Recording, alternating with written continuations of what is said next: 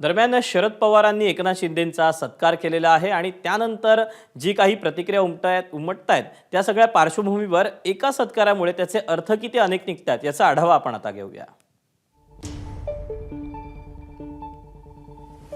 शिंदेंचा सत्कार ही पवारांची राजकीय गुगली आहे का, हा स्वाभाविकपणे पहिला प्रश्न उपस्थित होतोय। याशिवाय पवार शिंदेंची गुगली एकाच वेळी ठाकरे आणि भाजपसाठी इशारा आहे का, हा देखील प्रश्न या निमित्तानं उपस्थित होतोय।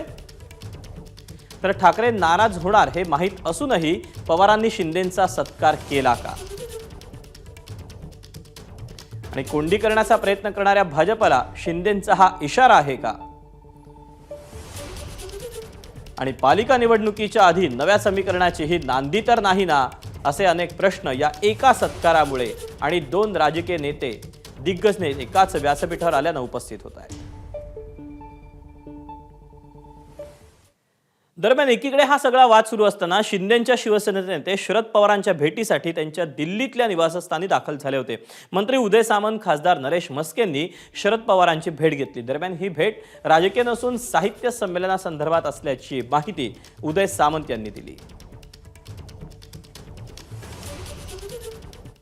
आता भेटले म्हटल्यानंतर काहीतरी चर्चा होणारच आहे, त्याच्यामुळं साहित्य संमेलनाची चर्चा ही नक्की झाली। साहित्य संमेलन यशस्वी करायचं, स्वागताध्यक्ष ते आहेत, सरकार म्हणून देवेंद्रजी, एकनाथ शिंदेसाहेब, अजितदादा, आम्ही सोबत आहोत। हे सगळं झाल्यानंतर काहीतरी आता एवढं सगळं तुम्ही चालवताय म्हटल्यानंतर काहीतरी चर्चा होणारच ना। पण जी काही चर्चा झाली ती पहिली मी आणि नरेश म्हस्के साहेब, शिंदे साहेबांची बोलू आणि मग तुम्हाला सांगू। एबीपी माझा, उघडा डोळे बघा नीट।